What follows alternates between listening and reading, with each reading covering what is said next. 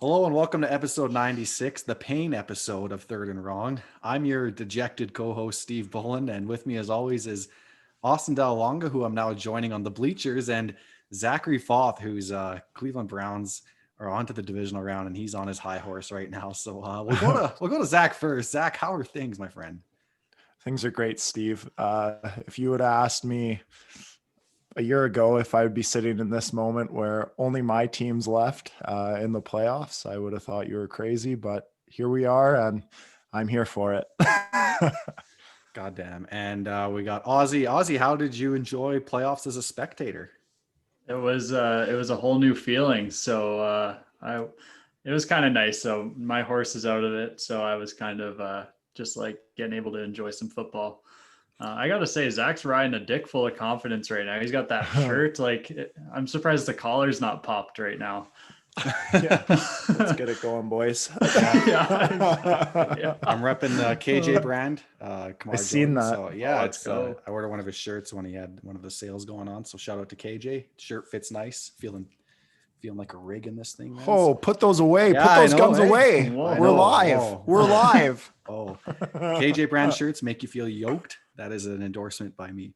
All right, guys. So how we originally were going to go through this is we were going to go through wildcard weekend recap and then discuss some of the big storylines. But literally an hour and a half before we are recording right now, the Seahawks have fired Brian Schottenheimer.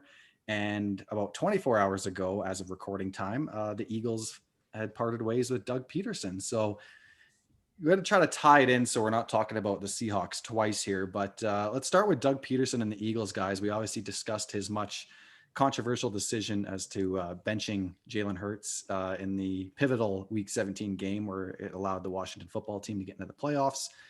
And we kind of heard some stories coming out on the other side of that a lot of the players weren't happy about that. But I don't believe that was the main reason he was let go. Some reports came out, said that Doug Pederson was, quote, being tired of being told what to do. And so whether that was being told to keep riding with Carson Wentz, or I don't know what he was being told, that apparently that relationship's fractured, but they're going to try to salvage it with Wentz now, the Eagles are. So I want to get your instant analysis on this, Ozzy. Was firing Doug Pederson, because I know you're a big Eagles guy, you know, no bad blood there at all. What was your instant reaction to the Peterson getting let go by the Eagles? Well, actually, when I first saw the report a couple days ago that it was being contemplated, if Jeff Lurie, that's the owner of the Eagles, right? Correct.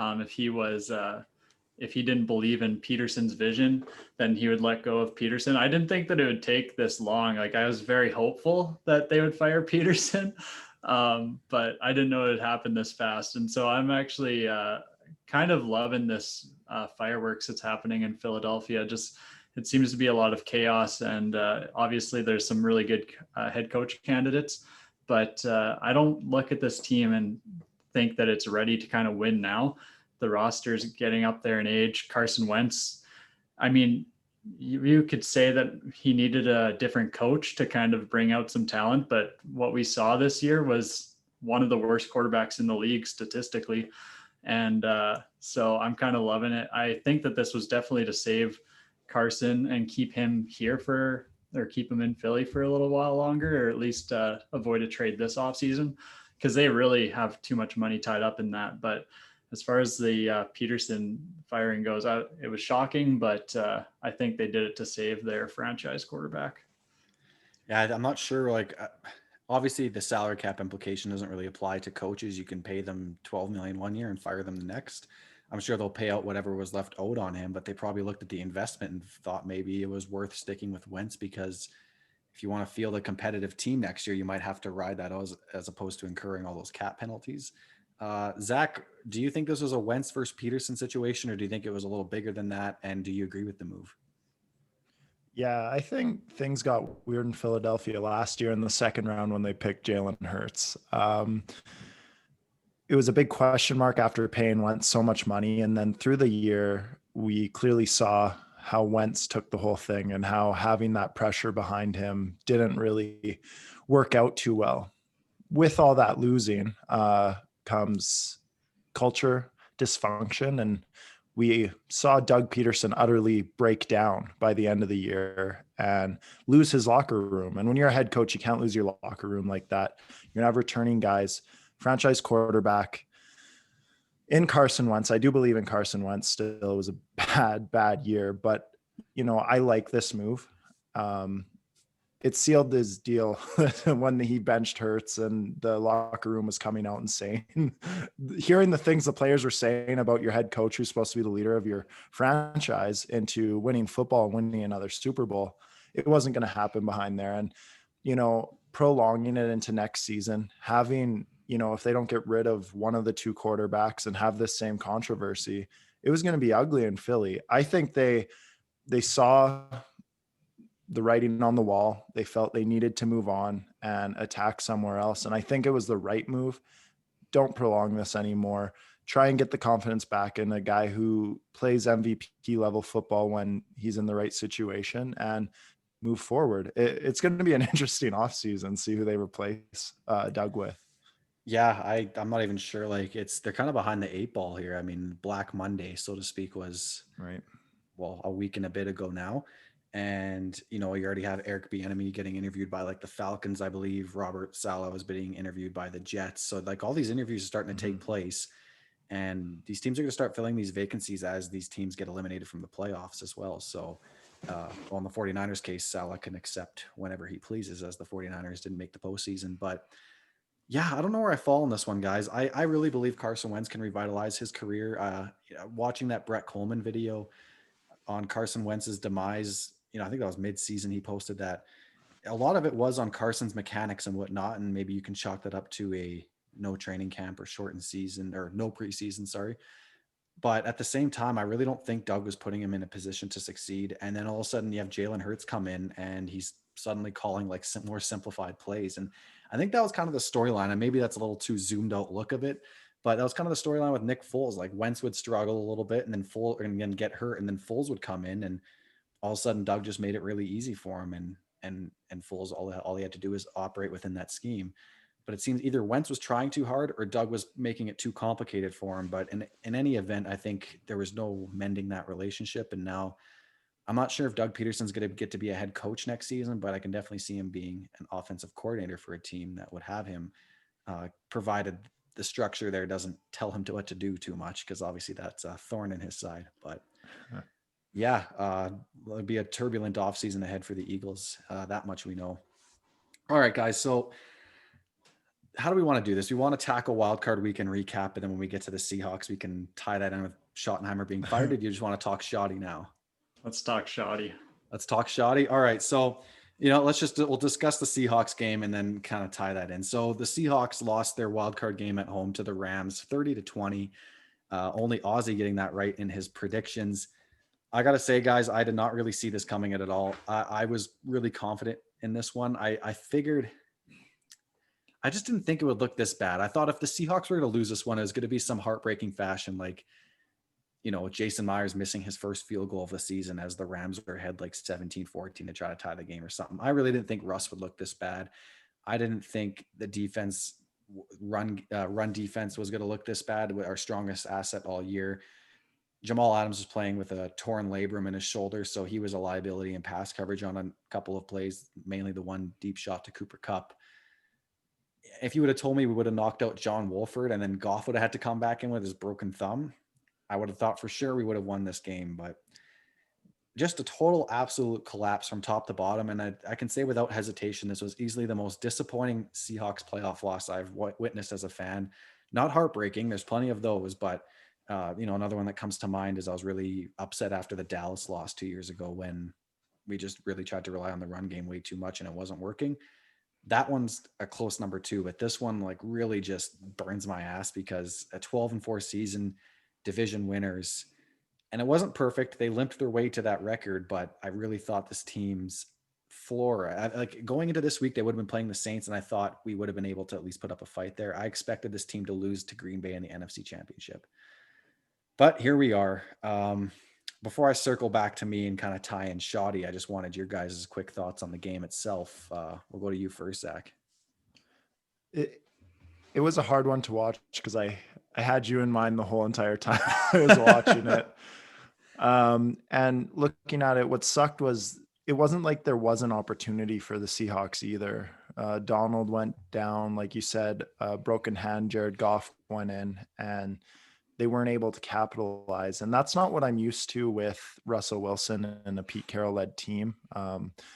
You usually see a good fight at the end. That's what they're known for. You know, even if you're trailing, you come back.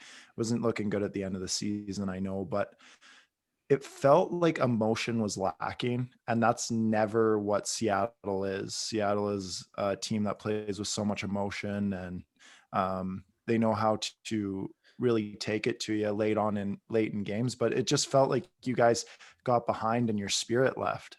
Yeah. Another big reason why I think maybe Schotty was fired. They were trying to find a way to reignite that spark in a way. But man, it's going to be an interesting thing to look at once they're trying to replace their offensive coordinator there and find that, you know, inner Seahawk again, because that's what you guys lacked and needed to win that game. I felt you guys could win that game with the injuries and everything that the Rounds are going through. You guys should have won that game. Yeah. That's the thing, at home, and like their best player going down, backup quarterback. I had no doubt, and something was lacking, man. It was really odd. And, you know, in the last two playoff losses, you know, 2018 to Dallas and then last year to Green Bay, you could point to, it's like, oh, they didn't let Russ do enough. They didn't, like, you know, it was the coaching staff's fault. He's being held back, poor old line, poor defense or something. Right. But this time Russ was actually part of the problem. And that's what I think makes it so frustrating. And so, like, you just don't know how to, it was tough even before we fired Schottenheimer an hour and a half ago about how they were going to navigate this offseason and fix this. Now I'm even more baffled because we'll get to that in a second. I don't know what direction they're going to go. I have a rough idea and I'm not a big fan of it, but Ozzy, your instant reaction, did this play out? Like, you picked the Rams to win. Is this pretty much how you saw it happening, or did you not expect Russ to collapse like this? I expected it to be much closer of a game, and somebody who didn't watch the game could look at 30-20 and say that was close enough, but it was not the case at all. That was the result of some garbage time points for the Seahawks. But you guys both hit the nail on the head, though. Like, this truly was a winnable game. I thought that the drive and a half that John Wolford was in, I thought he was the better quarterback of all three. Like, just from what I had seen, it looked like that was going to be he missed one big throw to Robert Woods, who was wide open, but I felt like just between his running ability and some of the throws he was making in those first couple of drives, I thought, oh man, the Seahawks are toast. And then Jared Goff comes in and, like, he had to make some throws too, but I thought that even that was a downgrade from John Wolford, and we didn't see a lot of John Wolford. So I won't toot his horn too much, but that being said, like, the point being, I thought that the Seahawks really got lucky with them knocking out the starting quarterback and still ending up like losing this game in such an embarrassing fashion. And I thought that they kind of shot themselves in the foot by catering to their to DK Metcalf, who was getting a little irate on the sidelines early on in the game because he wasn't as involved. And then they tried getting him involved, and the Rams picked off a wide receiver screen for 6 points. And so it was just it seemed like they kind of got out of their own way just early on. Like, that was kind of what that's kind of how I viewed it when they started to try to cater to their wide receiver.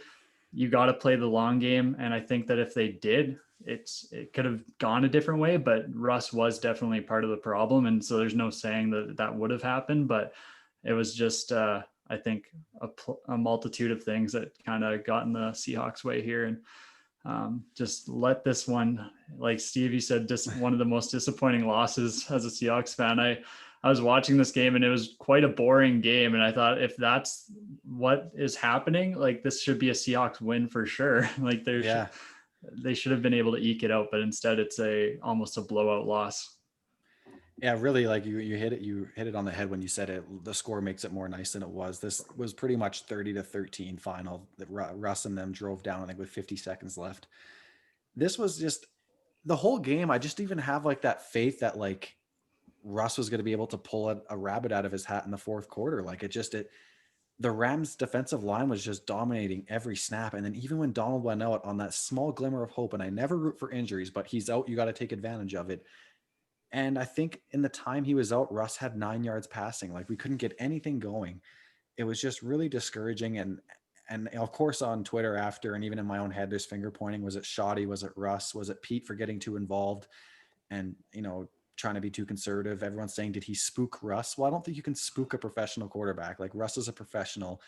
And if getting told to take care of the football is going to scare you into being uber conservative, then like who are they going to bench you for, Russ? Geno Smith? So I don't really buy the whole mantra that Pete Carroll spooked Russ. Like he's a professional quarterback. He was told to take care of the ball after some reckless decisions in the middle of the season there. And I mean, he should have handled that better. And I mean, let's maybe transition to that now, guys. Like there was a tale of two halves here of the season. And I tweeted on Twitter before the podcast here, like if you would have told me in week 5 that Schottenheimer would be fired after this year, I would have thought you were insane. I mean, Russ was first in touchdown percentage, second in passer rating, 71% completion, 2,541 yards, 28 touchdowns, and 8 picks in weeks 1 through 9.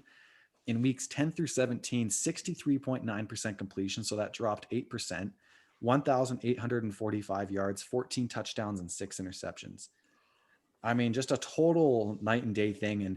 And we talked about it last week, and how a lot of defenses try to run 2 high safeties as opposed to a single safety, and that limits Russ. And I've been trying to do a lot more research, and it's kind of been a crash course learning on how defenses work. But the Rams played this to a T. We talked about how the Rams defensive coordinator, I believe his name is Brandon Staley, likes to play to protect or defend the pass first and then defend the run second. And it's easier to do that when you have Jaylen Ramsey and Aaron Donald up front, and then even Sebastian Joseph Day and Michael Brockers and Leonard Floyd.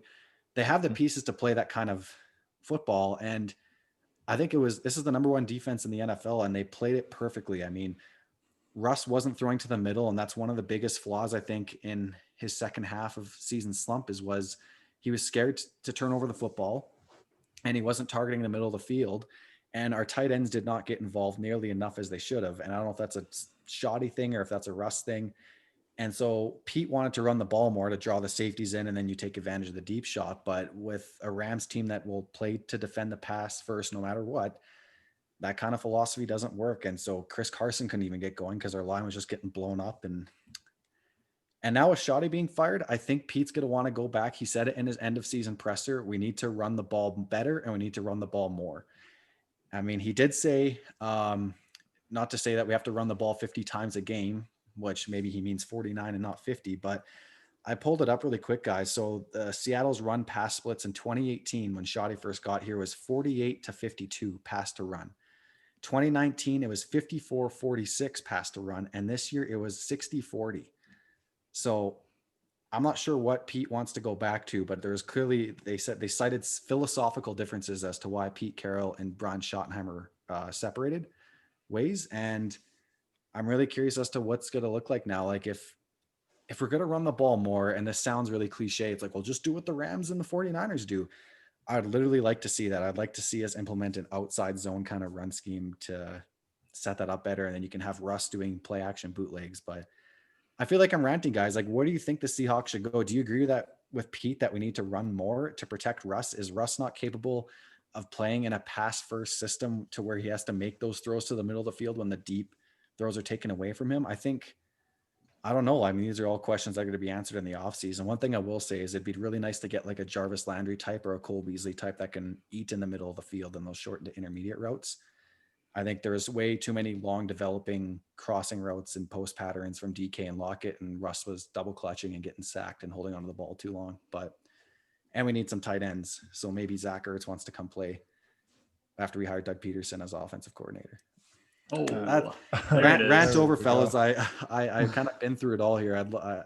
I don't know if there's a simple fix to this. Before Schotty got fired today, I recommended that maybe him, Pete, and Russ get into a room and really hammer out an offense that fits all three, caters to all three. But it's clear Pete is very set in his ways. He has full control of this franchise. As we were mentioning before the podcast, before we went live, Paul Allen has passed away, so the ownership group is kind of left with his estate, and they've left it to Pete and John Schneider, and it's Pete's ship to run. And that's that, fellas. I really hope they figure it out. Ozzy, any thoughts on Seattle becoming a run first team again? Well, I mean, if there's any bright spots for you to take out of them becoming more run first, I know the whole theme of this offseason was let Russ cook. And now it's going to be like, let Russ prep cook, I guess, more like whatever the Let Russ set the table. yeah, exactly. He can be the dish boy or something. But hearing the splits for the run pass, I thought it was much worse when Schotty first got there, the 48% pass, 52% run. I thought it, just the way the Seahawks Twitter made it always sound like, I thought that the Seahawks were running at 70% of the time. So, so to hear that like the split was 60-40 for the pass to run, what I would like to see what it was in the middle, throughout the middle of the year there, when you had mentioned weeks 1 through 9 was when he was kind of like on an MVP pace, and we were just like, holy crap, Russ is actually gonna have a chance at MVP here. That was also when his running backs were healthy, so I think that plays a big role into it as well. And so when you have a good run game, it takes a lot of pressure off the quarterback. It doesn't matter who you are. You could be Patrick Mahomes. Maybe Patrick Mahomes is the exception. You could be Russell Wilson, and it could still affect you. And that's exactly what we saw. Carlos Hyde and Chris Carson were battling injuries throughout that middle portion of the year. And that was when there was a notable decline. I think that you can't just point at that and say that was the only reason, but that could definitely play a big role into it.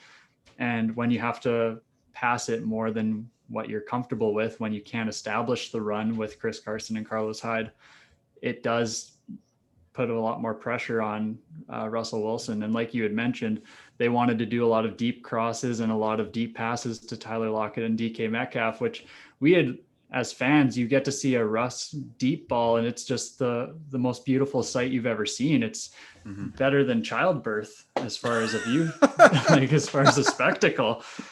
And oh my God.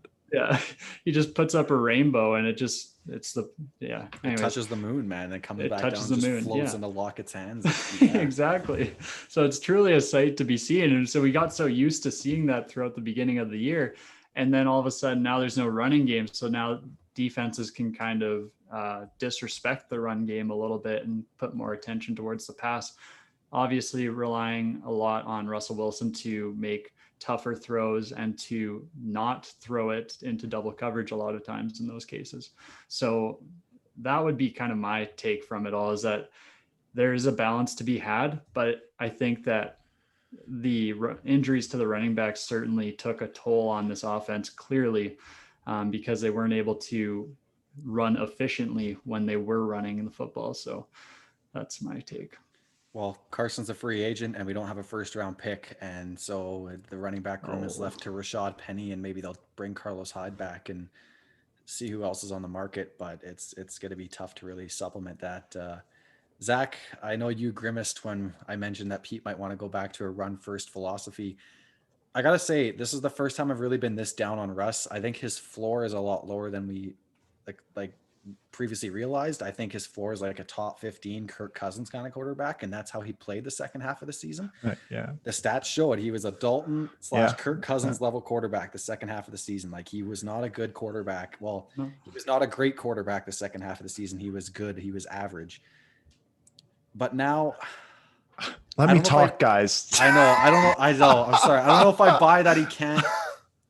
I don't know if I buy that he can't attack a too high safety system, and I think maybe that's why Schotty got fired. But you go for it. I'm really curious on your thoughts. You're the quarterback guy. Yeah, guys, I think we can knock this down to one thing. You guys had a lot of really good points there, and I think this is something that's happened with Pete over his whole time with Seattle, is a lack of creativity on the offensive side of the ball. It's so old school, his formula to win football games: hardcore defense and run the ball, build off that, and then throw the ball downfield. And not saying that that's not a bad thing at all. Lots of teams have won Super Bowls that way, but now that they have a guy like Russell Wilson, who I feel is feeling a fatigue from doing that year in and year out, and they finally let him cook as the Seattle fans like to say, but then there was a fatigue from that, it felt like, where they went too one-sided on that.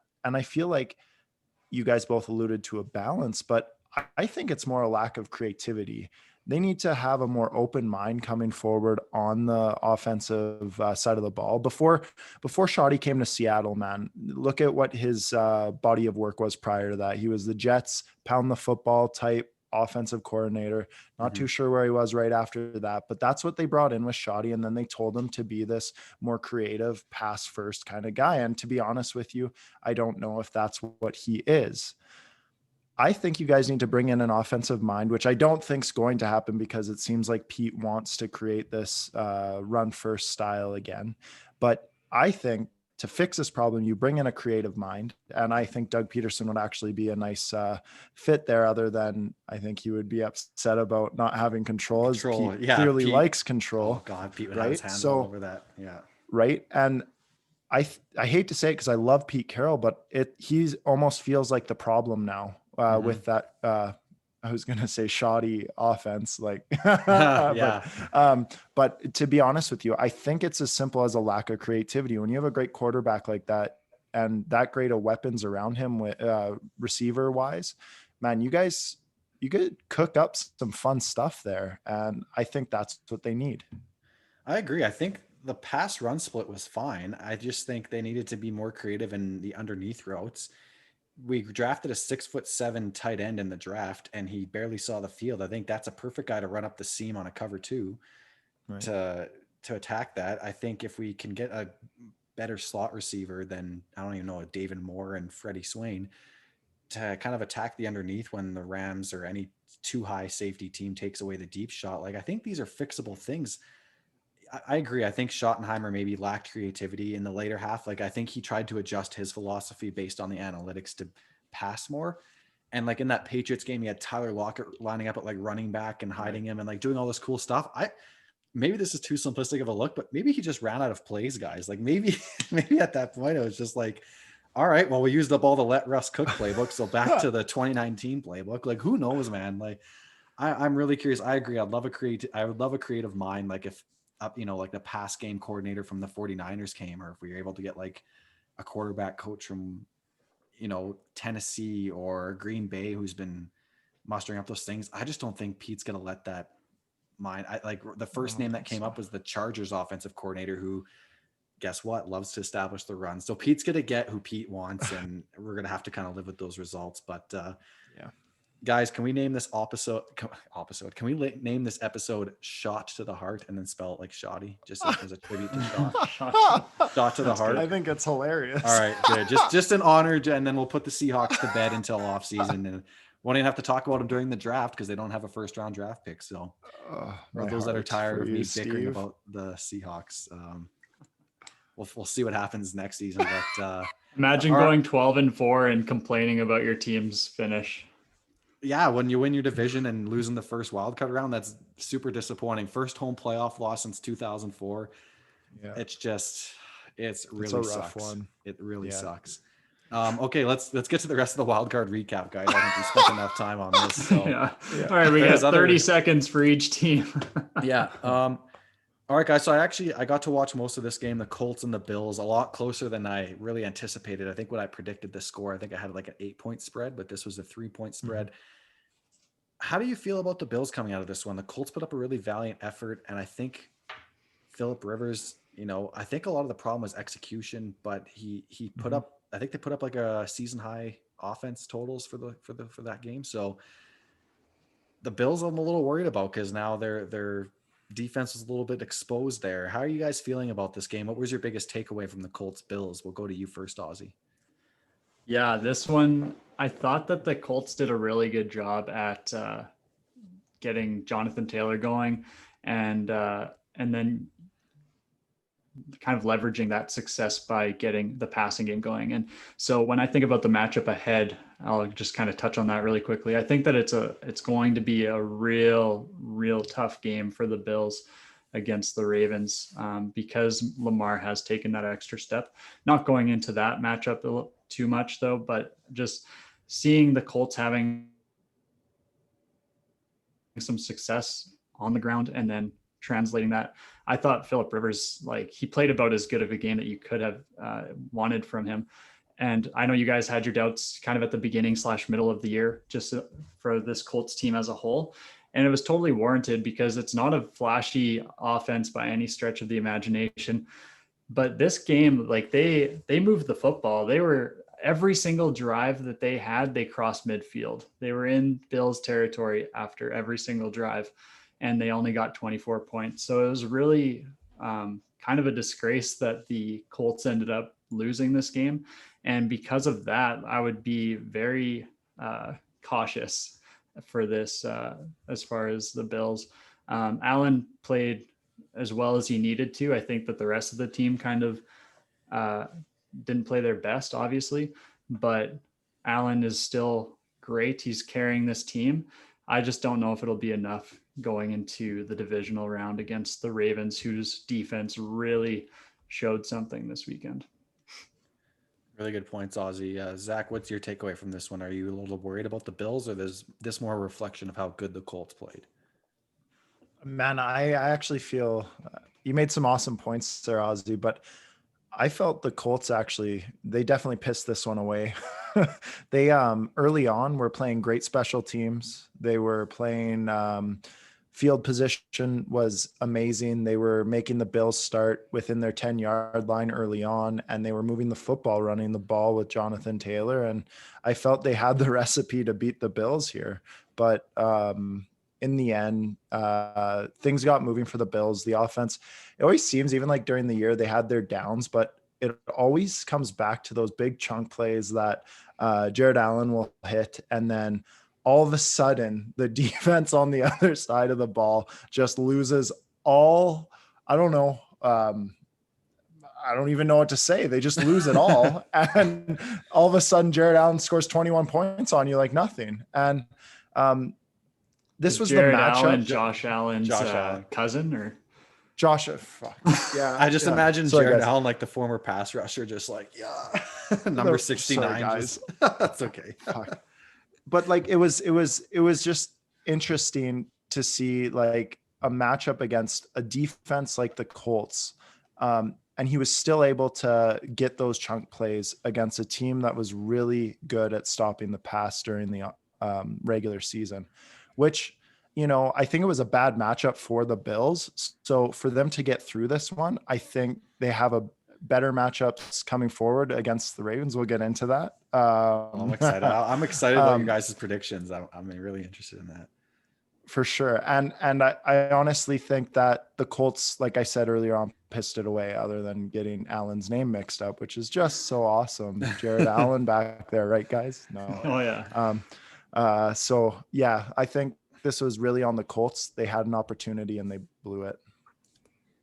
That, and they did indeed. I'm still rattled. Like, they thought that it was going to be a much high scoring game. I think you think about that 4th and goal where they just missed a pass to Michael Pittman just off the fingertips. And it just thinking about it just makes me cringe, because I'm like, oh, it was so close. Like 2 minutes before that, we're all like, Michael Pittman. And we're talking about like our pre-draft evaluation of him and everything. And then he just did that. And I mean, that's 50-50 on him and Phillip, but and as our wide receiver coach in high school taught us, Ozzy, if it hits your fucking hands, it's yours to catch. Yeah, so it's catchable. Yeah. Catchable. And if it's touchable, it's catchable. Yeah. So it just, they played the way I guess they would have wanted to. Like, do you expect it's going to be a high scoring game, so you want to get touchdowns, not field goals?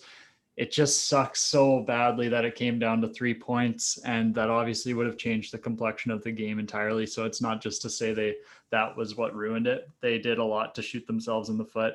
They had some bounces not go their way. I, as the Colts being my Super Bowl team, I guess this is as big a horse in the race that I had. And I was pumped to see that they at least competed against the Bills, who flew into the postseason like true Super Bowl contenders. But as I mentioned, I don't like their matchup ahead. Anyways, next game. Sorry. Nice foreshadowing. Guys, I'm going to admit I didn't watch the Buccaneers and Washington football team. I was burying my sorrows in lasagna after the Seahawks lost. So I only got to see the highlights on this one. But I mean, everyone on Twitter was raving about Taylor Heineke or Heineke. like a Heineken, think, but yeah. a Heineke. Okay. Yeah. And his performance, I mean, based on the highlights, it looks like he was balling out. And I think it was Bomani Jones on Twitter said he just played himself into 10 years of backup quarterback money after that performance. So props to him. It looked like Tom and the Bucs were doing what they needed to do to win this game. I don't know if it was really ever in doubt for them, just based on, the box score scouting and highlight looking. But for anyone who's watched this full one, and maybe I'll go right back to you on this one, Ozzy, because it's Tom and your favorite. Tom, terrific. What was your evaluation walking away from this one? Were you able to watch the full game? There he is. Yeah, I was able to watch the full game. I sat around all weekend just watching football all day. So Shay was really happy about that. Only one more month and then it's all over. So exactly. Then the combine starts. So I'm sorry they had all games all day Saturday, babe. Next weekend we'll spend time together. Oh wait, no, next weekend. Pro Bowl weekend. Round. That's an open weekend. Yeah, but no, I was actually surprised at how Washington kind of kept this interesting. I wouldn't say that it was necessarily close in the sense that you felt like it would get away from the Buccaneers, but it was close throughout the game. And all thanks to Taylor Heineke, who it's just like he's got a little bit of a tattoo going on. And I think that was like the half sleeve. And it was like, this guy's kind of a badass. And then he goes and dives for the touchdown to make it a closer game. And I was like, okay, like they've got a lot of momentum right now. He's feeling himself. But no, I mean, I can't like the Buccaneers, their defense seems to leave a lot to be desired at times. And so that's kind of my concern with this team. But they took care of business against a Washington football team where they didn't really have much of a scouting report on the quarterback. So I'm not going to say that that's an excuse. They should definitely be able to shut down a guy that was not in the NFL. He was in the XFL.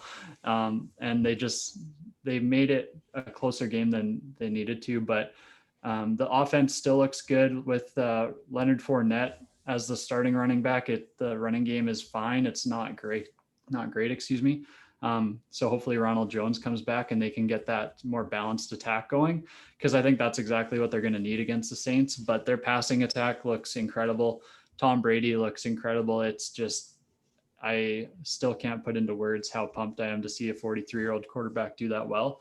But yeah, no, like shout out to Washington for making it interesting. But yeah, this is the Bucs are, I think, in a good spot. Fun fact, Ron Rivera is now the longest tenured head coach in the NFC East I saw. So it's a fun fact. And cool. I think they have the brightest future going forward, man. I think they're a quarterback and a few skill positions away and maybe a piece in the secondary away from like being a really good football team, like consistently winning that division unless one of those teams has a quick turnaround. But Zach, your thoughts on this Bucs and Washington football team matchup? Yeah, Heineke was studying to be his engineering when he came out and started balling like this. I think everything went perfect for the Bucs. This isn't me putting them down. The run game, they got 142 rush yards, and Tom Brady was looking beautiful off the play action. Both passing touchdowns he threw came off of play action passes, and I think only one or two of, because he had like 4 or 5 or even 6 big chunk plays, you could say, deep balls, all but one came off a play action pass. So they really, they played the Bruce Arians system very, very well here. Brady is a beautiful quarterback. Even at 43 years old, when that play action is working, man, he is looking beautiful, and he was hitting his receivers in stride. Things were looking good. I got to give a shout out for Heineke. I was going to say the same thing about the tattoo. Actually, that's hilarious. And the guy's a baller, and it's kind of cool. Just, I love those stories of the backups coming in, or, guys getting an opportunity to do that. And he didn't squabble it. He kept it close. It was 18-16 at one point, and he drove down to get that diving touchdown, and hopefully made all the Tom Brady fans pee their pants a little bit, because, oh my God, Tom. But it was a beautiful thing. Just a little bit of pee. That's right. But what I was most impressed with was how well they balanced the attack on offense to hold that young front seven at bay. They just seemed at times kind of lost and not, and that's to be expected from what they have on offense for the Buccaneers. That's what's to be expected. And they went in there. If they didn't, win by a lot, I was really going to sit here and be like, they should have won by a lot against 7-9 Washington Football Club. But then looking back on it, I really liked how Heineke balled and made it a game. We're really going to get the test this coming week. That was a pretty good first wild card game for the Buccaneers, I'll have to say. And it was perfect for them. They really showed what that offense can be when things are running nicely. There you go. All right, fellas. So that was super wild card Saturday. And then much to our girlfriend's dismay, there was a full other slate of games the next day. So that started with the Baltimore Ravens taking on the Tennessee Titans. And guys, I got to say the Titans started this game hot. Like we were messaging in the chat saying like, was I an idiot for picking the Ravens and not the Titans? They were throwing the ball. AJ Brown was balling out. They're hitting the play action. They picked off Lamar Jackson early on in the game on a deep ball. I mean, it was just rolling for this team. And then I had to leave the house for a bit. And then I came back, turned on the game, and the Titans are literally running into a brick wall. And it just seemed like they were trying to force the run game. And before you know it, the Ravens chipped away, had a few chunk plays, and then took that game and then danced on the logo after that interception. I really think the coaching lost this game for the Titans. I saw a stat line. Tannehill was like, I think almost had 100% completion on play action passes. And they only did that 8 or 9 times. And then I think he had 40% completion on all other passes in that game. So it was really just, I don't know why they didn't want to go to the well too often, but if it's working, I think they should have kept going to it.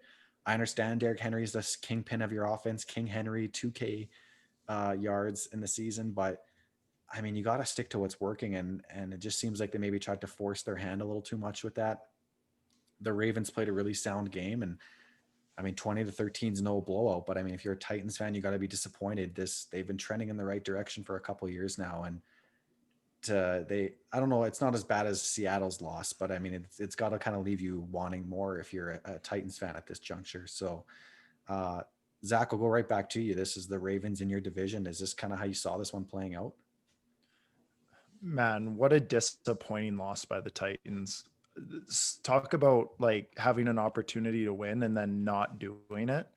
Lamar, the only good thing about him that day was the 2 runs. That is it. He was a horrid passer. The guy is, it was embarrassing watching him drop back and throw that ball, to be honest with you. But the 2 long runs that he does as a quarterback, beautiful. Just the best thing ever. This was an opportunity for the Titans to win this game and, really put their stamp on the Ravens here, man. And they had the opportunity. The thing was, and with that stat line, I was going to bring that up too, with Tannehill off the play action pass, he was absolutely outstanding. And that was to Henry, who wasn't even having that great of a game.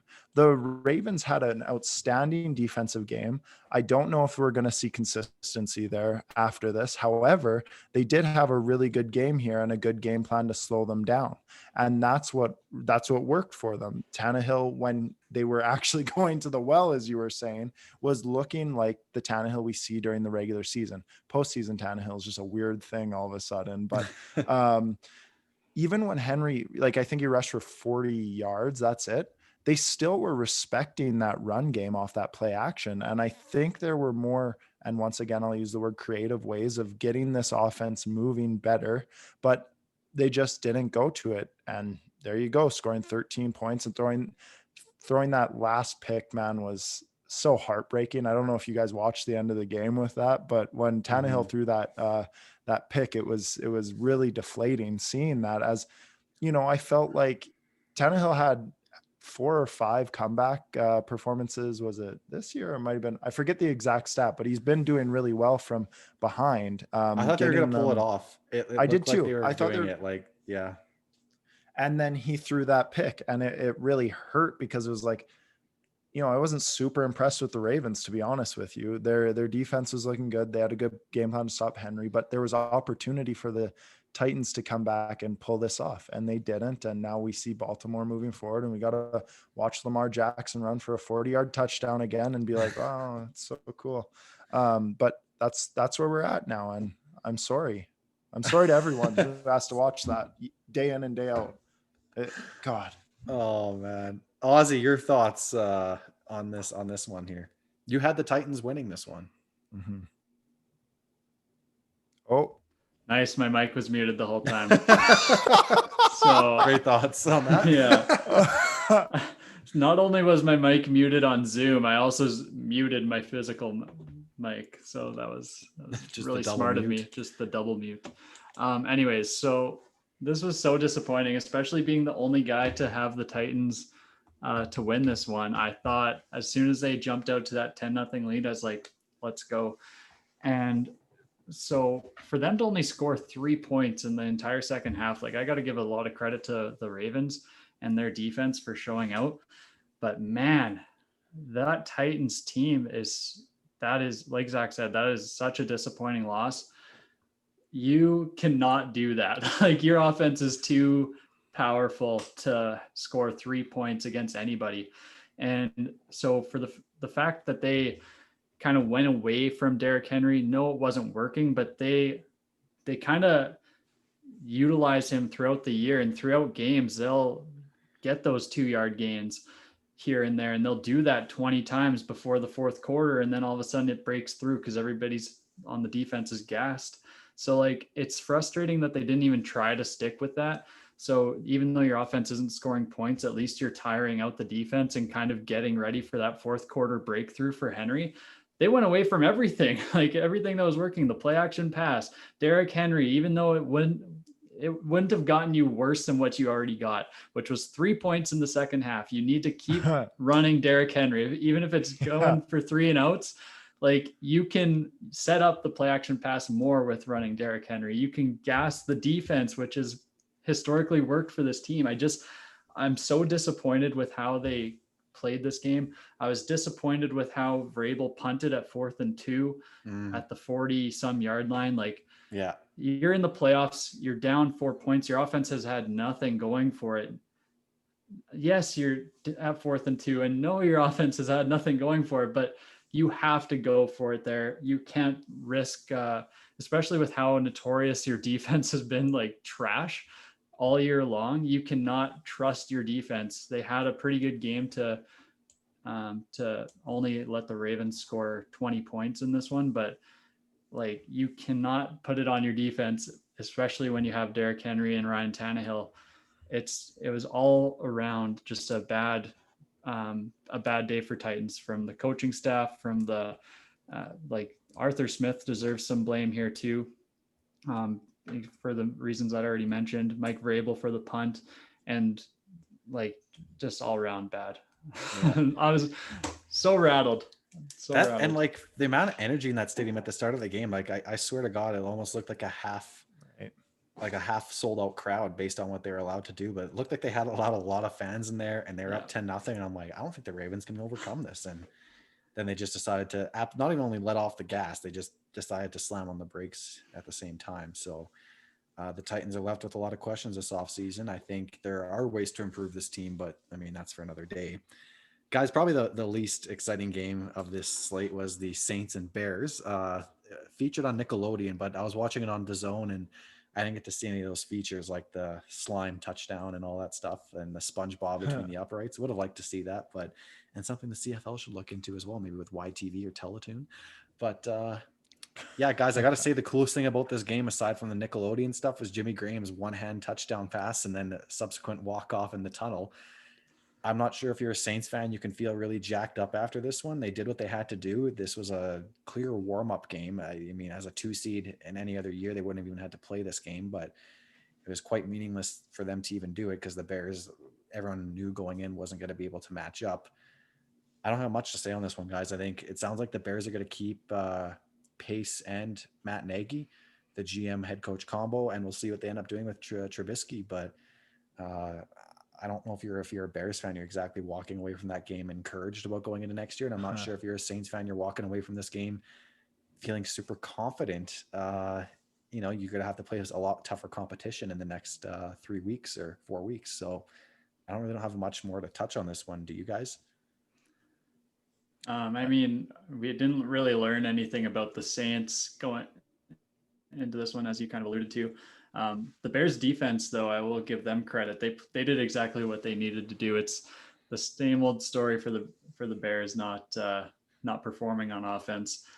I guess one thing that I'm really excited about is Allen Robinson, his free agency. I'm excited to see where he lands. Mm-hmm. As much as I want it to be the Patriots, I don't think it will be, but he is a baller, and I'm super pumped to see him get out of quarterback purgatory. Yeah, that'll be good for him. Zach, any thoughts on this game? No, I think you guys hit it perfectly. Zach just wants to get to the final game Sunday night. His Cleveland Browns walked into Pittsburgh and they kicked the shit out of the Steelers. I couldn't believe it. I was baking cookies, still trying to take my mind off the Seahawks game, and I'm keep looking at the TV and I'm like, holy shit. One touchdown after another. And you know what? I'm going to stop right there. Zach, I mean, what in the world happened in this game? Man, same old Browns. Am I right, boys? It's the same old Browns. What's the song? Corvette, the TikTok? I don't know how to do it. Corvette. Yeah. Guys, what I love about this team right now is we are embracing our story. We're embracing the underdog story. We're embracing the last freaking 22 years of freaking hurt that this city's been through, and we are playing hardcore football, man. We don't care what people think anymore, and that's how it feels. And I'm actually really, really enjoying it. And it feels like when you go on a Super Bowl run, you have something that defines you. And that's what's defining us right now, is being that team that nobody believes in. Not a single person believes in this team. Nobody believed in us. We didn't have Stefanski. We didn't have Callahan. And he has a lot of the credit for making this offensive line amazing, who played amazing this game with a lot of backups in there. Even our third string had to come in there, who was signed this week. With Batonio out, we had Ward out, backup corners playing against top level wide receivers. Conklin left. Man, everything happened to this team that you could have thought of. And we went in there and kicked ass, as Steve said. And I'm so freaking proud of this team. And I'm so proud of Baker Mayfield for all the haters he's had for the beginning of this season, all the way to all last season. First of all, him being a Case Keenum, as people were saying, no, this guy's a franchise quarterback, and now he's proven it. And he is playing lights out football. This team is playing angry, and they want to prove something.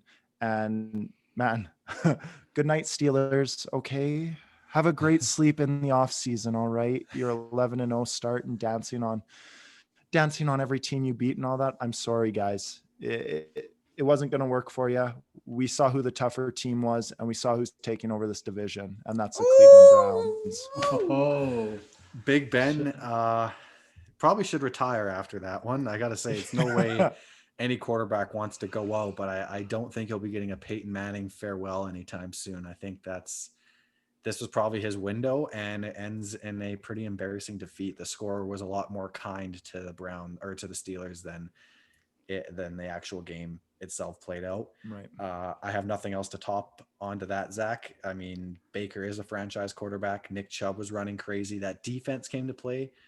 I mean, just Roethlisberger, 4 interceptions, and don't mind the 48 completions, whatever. Like I said, a lot of that, I think by the end of the first quarter, the Browns are playing prevent defense. So take that what you will. Yeah.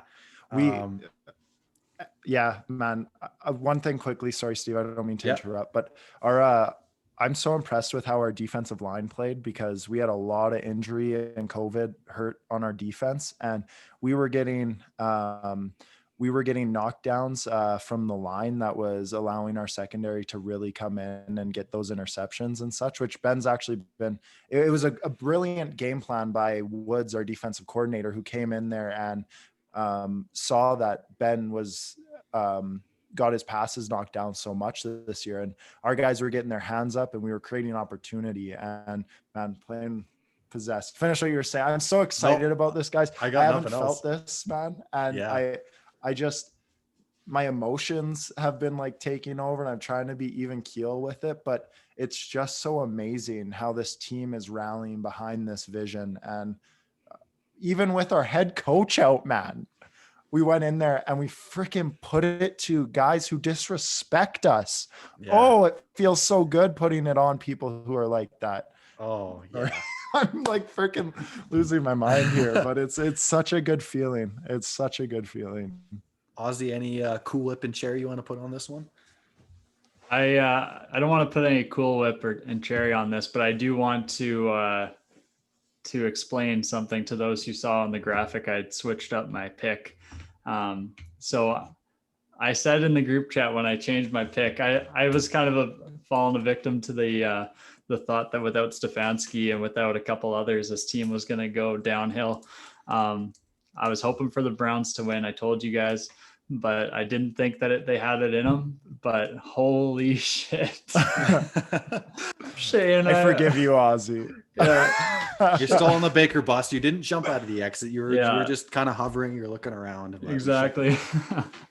Yeah, that was wild. Like overcoming the COVID issues and everything. I mean, I wanted to write them off for next week already, and we'll get into it. But how can you, after a performance like that, where with all of that adversity, they really showed up? And so, Zach, I'm super pumped for you. That was such a way. Thanks, and so classic Cleveland Browns, they never play a normal game. It's never normal. It's just, I know, man. It's one way or the other. It's wild. The result is never what you expect. Mm-hmm. And know, right? so, man, that was 1 second. I'm just turning on the game, and before I know it, like I already missed a touchdown. I'm like, what the hell? I got to go back and watch this. Yeah, it was wild, man.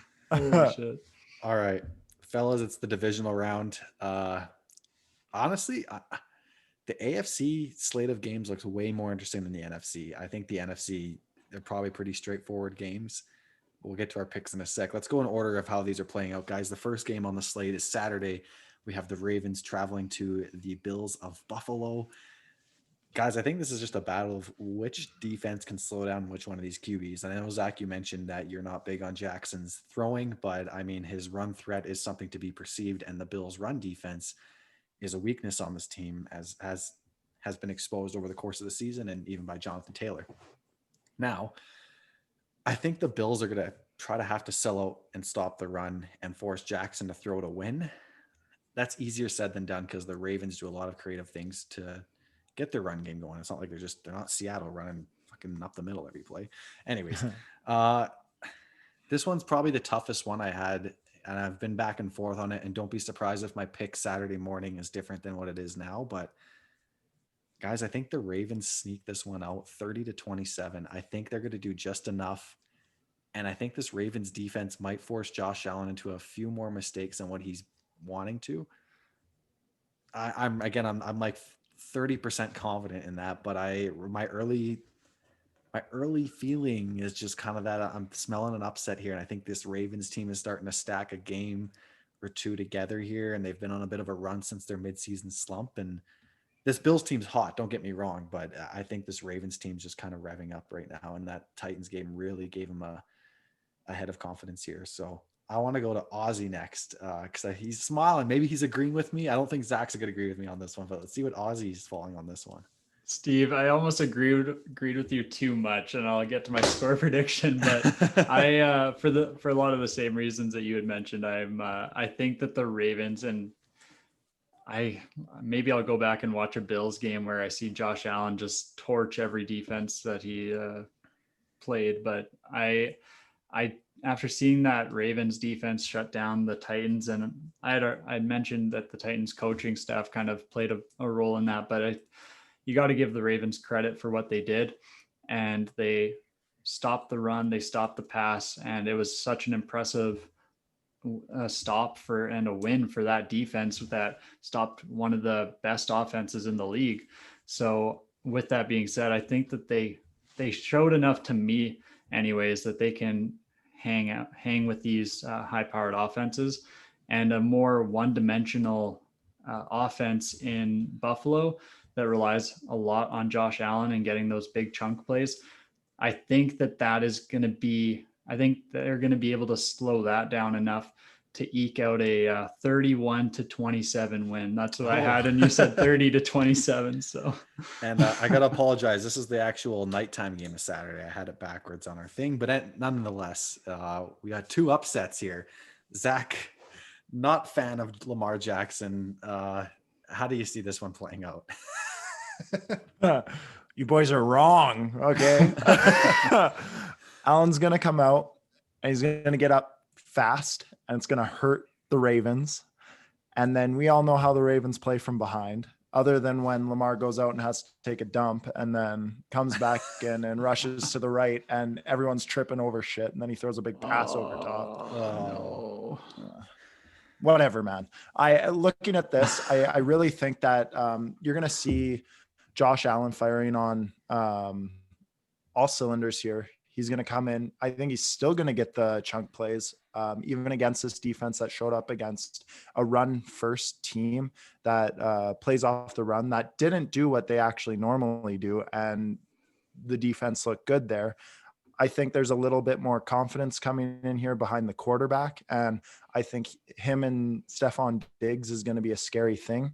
And once they get ahead, it's going to be gross for the Ravens, and their run first centric scheme isn't a good way to come back and win football games. And Allen's going to take this one all the way to the AFC Championship. Ooh.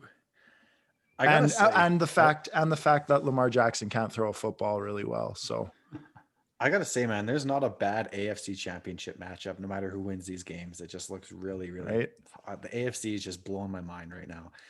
All right, so we got two Ravens picks and a Bills pick for this one. So now let's go to the actual first game of Saturday, and that's the Los Angeles Rams beat up, traveling to the Packers coming off a week of rest. I found some interesting stats, guys. The Packers had 3 of the top aiding pass blocking tackles, according to ESPN, Bakhtiari being one of them. He's hurt, but the other 2 rank in the top 8. And Rodgers has only sacked 20 times this year, second fewest in the league among QBs who started 16 games. Now the Rams have the 9th ranked pass rushing win rate during the regular season. So, but now you got Aaron Donald questionable with broken ribs, but I assume he's going to be playing. This one's really tough, guys. The Rams' biggest strength, their pass defense. They allowed just 17 touchdowns this year. You got Aaron Rodgers, the presumptive, I think I said that right, MVP, presumptive MVP of 2020 with his 48 touchdown passes to just 4 interceptions. Matt LaFleur, he's finally bought into that offense. Things are rolling. They seem relatively healthy, obviously minus the unfortunate Bakhtiari injury. Their run defense still leaves something to be desired, but I don't know if Cam Akers is exactly going to win this game for the Rams. And I don't trust Jared Goff, David Watford, or not Watford. What the hell? John Wolford. David Watford's a quarterback for the Hamilton Tiger Cats. That's hilarious. And or Blake Bortles, if it came down to that. I think he's on their practice squad to win this game for the Rams. And I said that last week in Seattle, but I think the Packers actually know what the hell they're doing on offense. This one will probably be one of the more boring games this weekend. I think the Packers take this one pretty handily, 24-16. Zach, what are you thinking? Can Aaron Rodgers overcome this Rams pass defense, or is it going to be a really grimy game? I think you said it right off the bat perfectly. This is a beat down Rams team coming in from, they played in Seattle, but, used to playing in beautiful LA and coming up to Green Bay where they're playing in their, winter wonderland. Frozen tundra. I don't know if it's going to be bad weather or anything. 30 degrees Fahrenheit, which I think it's like below 0 here in Celsius. So okay. Pretty cold. Okay. Yeah. So my thing is, and you said it, Donald's hurt. He's probably going to play, right? He tore like the muscle in his rib or something like that. I think is what it was in between. Man, that would be painful, first of all. And he's going to go play. I got a hangnail and I'm out of operation. Too, like, I got to go home sick. But looking at this, guys, this isn't the Green Bay team that I know you guys gave a hard time to them before. Like even their run defense, I think they're 13th in the league in stopping the run, and then their pass defense is even better. Correct me if I'm wrong there. I know it's in the teens for the run defense. I have a lot more belief in this go around, even though the Rams have been that feisty team that can definitely come in there. They have other players who can rush Aaron Rodgers this go around, but I just feel like it's another one of those situations that we were chatting about earlier where everything seems to be coming together for the Green Bay Packers this year. And it feels like their time to make the run here. Are the Rams, the questions are the Rams too beat up to do this? If Jared Goff's starting, he had surgery on a broken hand 18 days ago, guys. I know you watched all the games. Every third or fourth pass was a fluttering mess or something hitting the dirt. Yeah. And he's playing in the cold now. Imagine having surgery on one of these bad boys or your throwing hand, and then having pins in there, and then you have to grip a football in the cold in Green Bay and throw it. I don't know. I don't think all these are stacking up so much against the Rams. And I really like McVay. I think I've said that every time I talk about the Rams. I really like McVay. Okay. I don't think they have the firepower to keep up to a rested Green Bay. They could really prove us wrong here again. But I don't see it this go around. I have all my faith in this man. Devonte Adams. Can we say anything else, man? Yeah. That guy is amazing. Him versus Ramsey's going to be fucking exactly. Nice. I was going to mention that too. The only other thing I can give to the Rams is maybe the matchups is what I was going to say. And you alluded to it there, him versus Ramsey. And then I guess him versus Ramsey. So, and then whatever else happens there. I think there's too many pros here for the Packers to lose, and they really need to not show up to lose this game. Yeah, I think it would really take the Packers dropping the ball to lose this one. Ozzy, do you see it differently? Are you riding with the Rams 2 weeks in a row? I'm going to actually, and not just to be the lone wolf again, but because I think that this plays perfectly into the Rams' hands. They are going up against a run defense that struggles against the run. Cam Akers can hit on all cylinders. There's no reason to believe that he couldn't be a workhorse in this type of game. And even if he can't, you've still got Malcolm Brown who can show up in kind of relief duties as needed. So I think that matchup is a good start. And you guys had mentioned the Jaylen Ramsey and Devonte Adams matchup. I think that's incredible. Like we know how DK Metcalf is. He's incredible. Jaylen Ramsey makes him look so like pathetic and human. It's crazy. And so I think him going up against Devonte Adams, there's every reason to believe that Jaylen Ramsey can shut him down. I just looked at the couple losses. Green Bay only had 3 losses in the year, but 2 of their losses against Minnesota and Tampa. Devonte Adams had less than 61 yards in both of those games. I think Jaylen Ramsey can keep him below that for sure. And that's kind of the key to their offense. And Aaron Jones, they've been using him sporadically. Sometimes I see Packers fans on Twitter wishing that he was used more. Even if he was, they're going up against a stout Rams D line. And even without Aaron Donald, Leonard Floyd looked incredible. And he was kind of a guy that kind of fell off in Chicago, and just against the Seahawks, he looked amazing. So they've got tons of depth on that D line. And even with Aaron Donald playing less than 100%, I saw that he'll be in for sure now. So you guys had mentioned that. But I think they've got the depth up front to slow down a running game. If they slow down Devonte Adams, what do they have? They've got to rely on MVS, Marquez Valdes-Scantling, who has a bad case of the dropsies, and Alan Lazard. And I think that the Rams defense, their corners showed that they can go toe to toe with some really good receivers, especially last week. So I think that this is just a perfect storm for the Rams. Even like Jared Goff's not going to have to throw the ball a whole lot in this one. And I think they'll still be successful. Don't forget about Tonyan and Aaron Jones back there, Ozzy. Well, I mentioned Aaron Jones. And Tonyan? I didn't mention Tanya. No, I didn't need to. You're I not going to win the suppose game throwing it to a tight end. Sorry. I suppose it's worth mentioning the Niners beat this Packers team, not this one, but last year in the NFC Championship game, Jimmy Garoppolo threw 8 times, and it was that run game that really held the 49ers. I don't think the Rams offense is clicking at anywhere near the level that 49ers offense was a year ago, but and the front seven for the Packers is worse than it was that year. All right. So just giving some merit to Ozzy's point here. People might be, when they hear that, might be just like a gasp or a gasp. I don't know. Yeah. But an audible gasp may have emerged from our listeners' vocal cords when they heard Ozzy was riding with the Rams. But there might be something to that. All right. We got the Browns visiting the Kansas City Chiefs.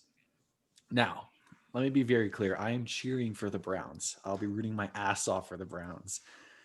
However, when I look at these stats, Andy Reid is 23-3, including playoffs coming off a bye. And I'm not big into records like that, but he's also 6-0 coming off a bye with Patrick Mahomes.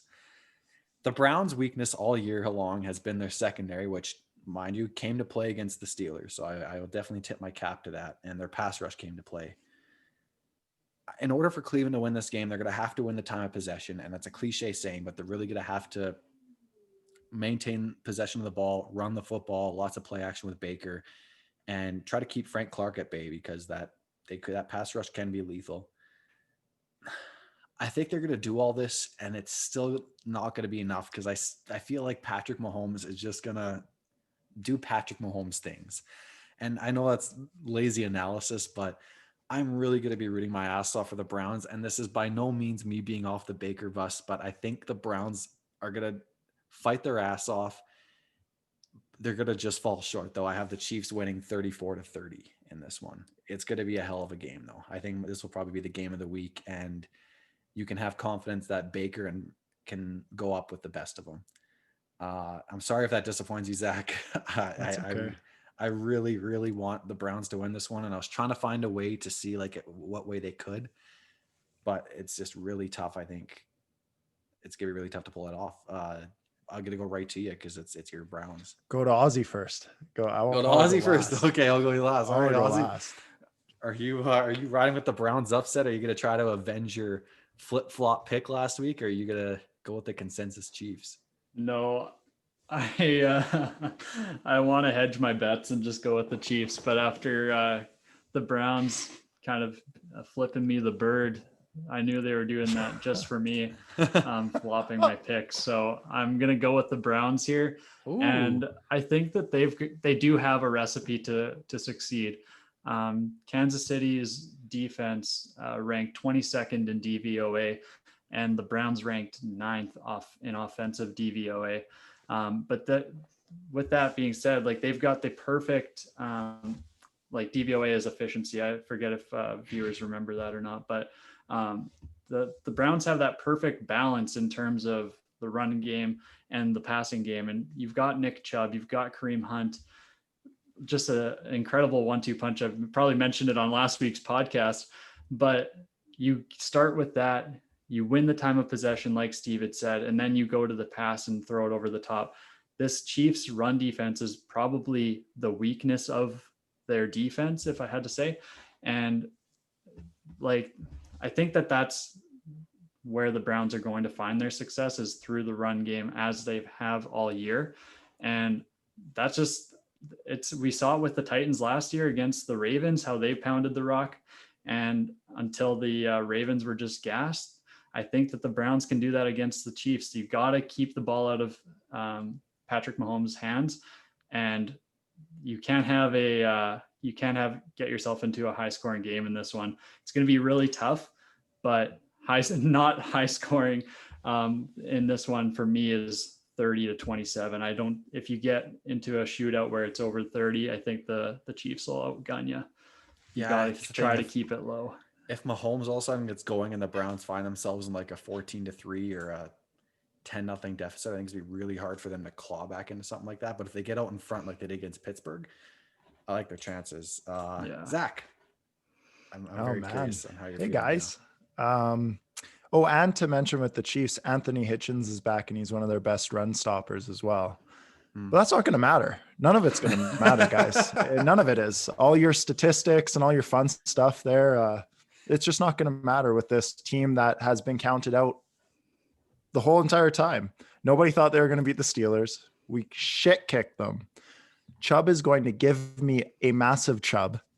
And then Hunt's going to find that end zone a bunch as well. And then Baker's going to throw, and he's going to prove to everyone again that he is a franchise quarterback. And our defense isn't going to look pretty. No, it's not. But we're going to turn the ball over when we need to. And we're going to get to Patrick Mahomes. Myles Garrett's going to attack. It's going to be beautiful. Or it's not going to be beautiful. Stefanski's coming back. We're getting Ward back. We're getting Callahan back. Bill Callahan, our O-line coach.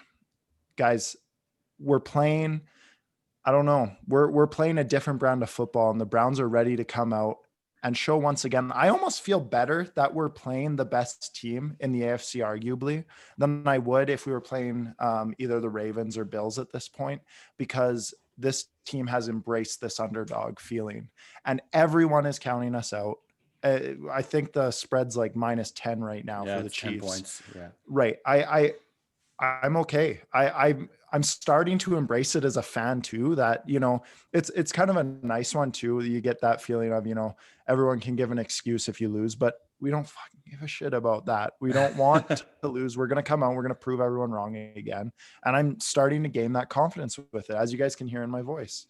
We also are hoping to get Kevin Johnson back, get some more depth at DB, play our best ball out there, and run the football against the 21st place run defense. And then we know how Baker plays after that play action gets moving.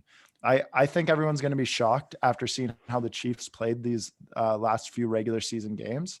And we're playing on all cylinders right now, and we're getting healthy. I think everything is actually a recipe for our success, being the underdog like we like to be. Mm-hmm. I know you haven't been given much score predictions, Zach, but if you had to ballpark this one, what would you see it leveling out at then if that holds? I honestly feel like it's going to be a grimy...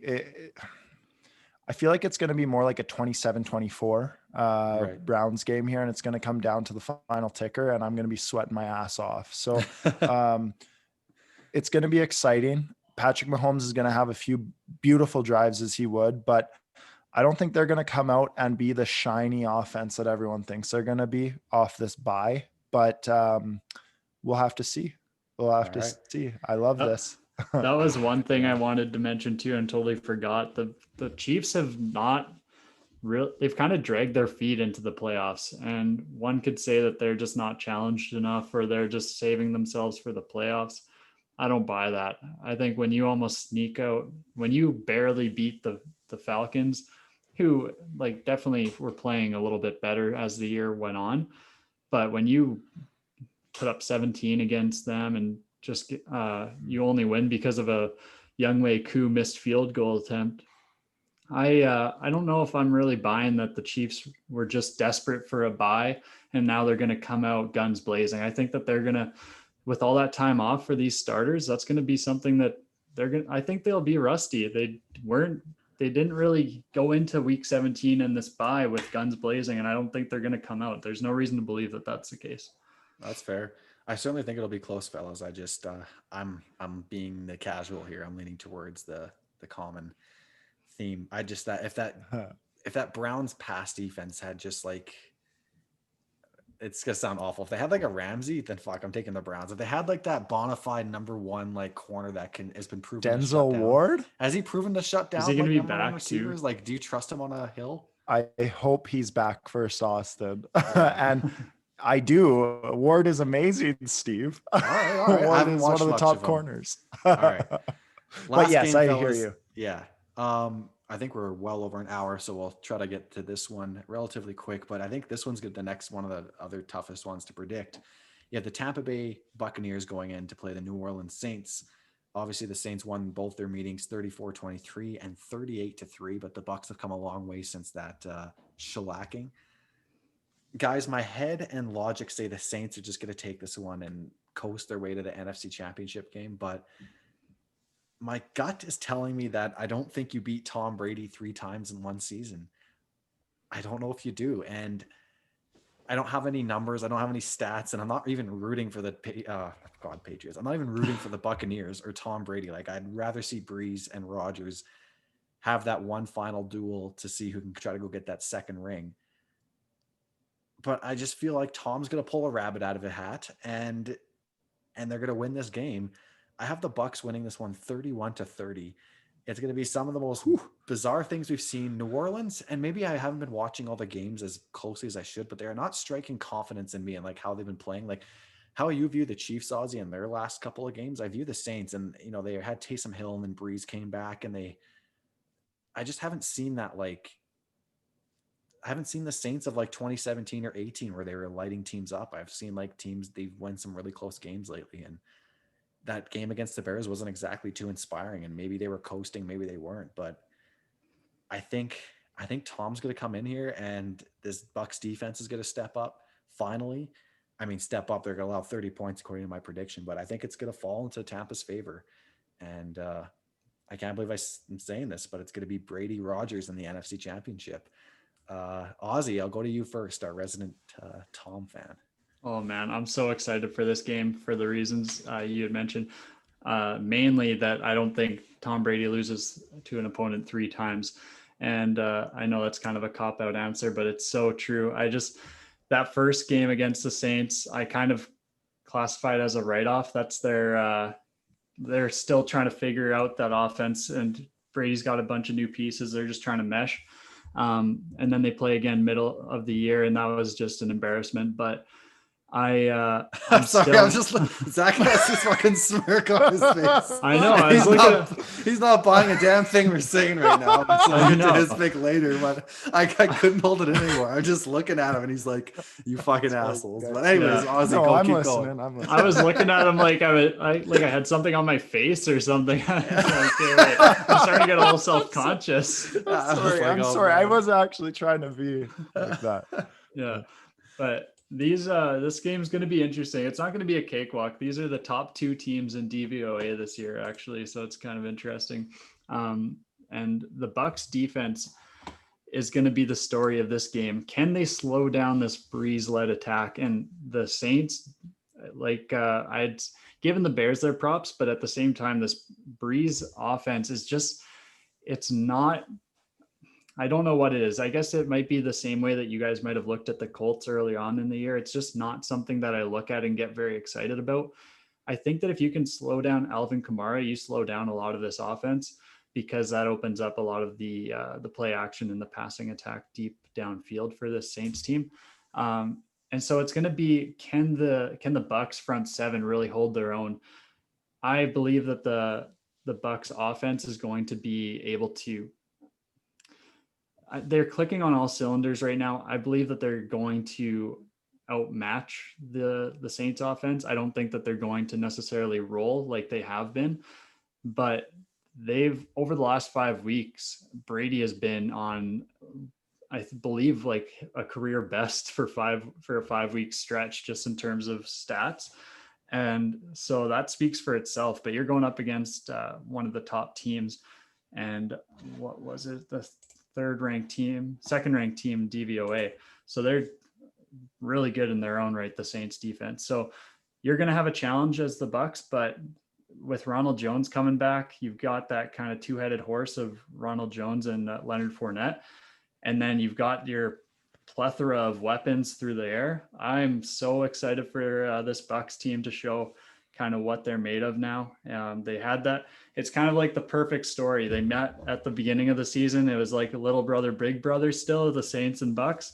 And now it's going to be big brother or little brother's all grown up, and he can hold his own against the big brother. Let's see Brady in the NFC Championship game. Oh God, it's going to burn my ass, but that's we're 2 for 2 on the Bucs. Zach, where are you falling this one? Ozzy, you missed one thing about that little brother, big brother thing there. It was, you're right. It was big brother against little brother early in the season. Then it was even bigger brother against little brother in the middle of the season. Now it's going to be like big brother against little. There's brother. No way you could actually believe that they're going to be worse. No, they won't be worse than that. I agree. I was just joking, but you did miss that middle one there. I had to bring that up. Well, it was embarrassing. Yeah. This is the kryptonite to Tom Brady and the Buccaneers. Brady hits on all cylinders when that offense, that Bruce Arians led offense is running the ball. They're working off play action and they're hitting the ball beautifully downfield with that beautiful arm stroke that we all love seeing Tom Brady throw. It's not going to happen. The Saints are absolutely unstoppable on defense right now. They stop the run. I think they're the best team against the run, or second best alongside the Rams.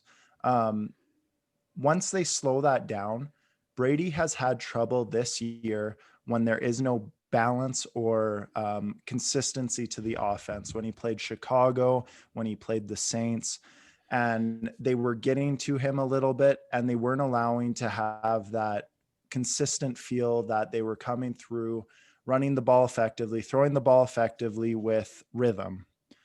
The Saints were made to slow rhythm down and hurt Tom Brady like they did the last time they played. I don't think it's going to be 38-3. Wow, it was 38-3. But I don't think it's going to be that bad. And I think Tom is playing at a better level here. But what we're going to run into here is I actually think that offense, even though Breeze lacks some sort of arm strength here, he actually looked better than we're giving him credit for against the Bears.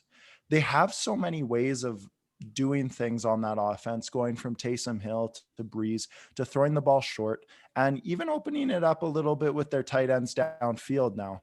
Kamara is a receiving threat, a running threat. And I don't know, man. I think there's too much to be desired for this Bucs team after a win against a 7-9. A lot of people also argue with me about, look at the front seven that came in against or with Washington against the Bucs, and they were able to run the ball. They were able to get the play action. But, I am going to say that a lot of that comes on the young team that really wasn't built to build momentum consistently. This Saints team is built different. This Saints team might be the best team in football all around. And they like roster wise, I should say.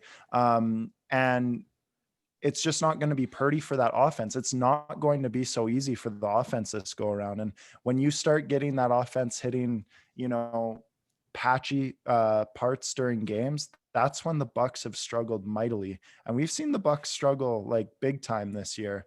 And that's when defenses can get to them and not let them get into that rhythm. And I think that's what's going to happen here. And being at home, Breeze can score the ball. Kamara can score the ball. Taysom Hill can score the ball. Michael Thomas can score the ball. There's a lot of options. I said Taysom Hill. Oh, did you? Oh, okay. I did. James Yeah. No, I'm kidding. Well, yeah, Winston can come in and score the ball. No, I think it's the kryptonite to the Superman that is Tom Brady and the Buccaneers right now. And it's going to come to an end and all the Brady fans are going to be sad again. Well, fellas, regardless, it's going to be some fun games this weekend. I think the biggest dud might be the Rams-Packers, but even that matchup, like you could have a closer game than what many are expecting. So I just think out of all of them, though, it's probably the weakest one. Right. But I'm really excited, fellas. It's kind of, now that the Seahawks lost, the pressure's off. I can actually just enjoy the playoffs. It's kind of nice. So this is the most fun I've had in playoffs. Well, obviously for me, it's the most fun I've had in playoffs. But like in the end here, like there's a lot of fun matchups. Like it's not like a ton of super one-sided matchups here, like maybe on the spread a bit, but it seems like all these teams have a way of winning. Yeah. And that's last year was the Vikings going into San Francisco, and you just kind of knew, you're like, well, this isn't going to go well. And you had the Seahawks going into Green Bay, and they hadn't won there since 1999. You're like, well, this isn't going to go well.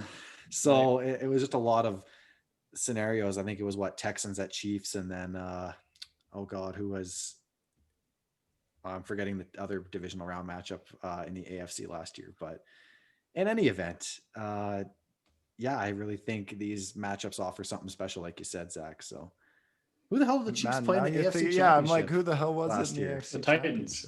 The Titans. That's right. It was the Titans beat and the Ravens. That was probably the most interesting one because I caught out everyone off guard. So, but going into it, you just thought the Ravens are going to win. So maybe you have that with this week with the Browns and Chiefs, perhaps. So anyways, you can find me on Twitter at SteveBullen22. You can find me on Instagram at SteveBullen_. Not to worry, our CFL fans, we're going to get to all that after the Super Bowl. Lots of quarterbacks restructuring their deals and whatnot. So we'll have a full kind of free agency frenzy episode right after the Super Bowl, right before free agency opens, actually. So we'll get to that. And yeah, Zach, where can the fine folks find you if they want to razz you about the Browns at all? They can find me on Instagram at Zach Foth _ and on Twitter at Zach Foth. Ozzy, where can the fine folks find you? The fine folks can find me watching some Leafs hockey opening day tomorrow for the NHL at Austin Paul _ That's Austin with a Y, not an I. Not an I. That's an episode for another time, but I think that's really rare that they're only playing Canadian teams. I understand why, but you have to wonder what that's going to look like come playoffs if you've only been playing the same teams on rotation for the last 5-6 months. But anyways, that's this is not a hockey podcast, and I can't even recommend one. Couldn't tell you. So anyways, check us out, Amateur Agency, on Facebook, Instagram, Twitter, and we'll be back next week for the conference championship previews.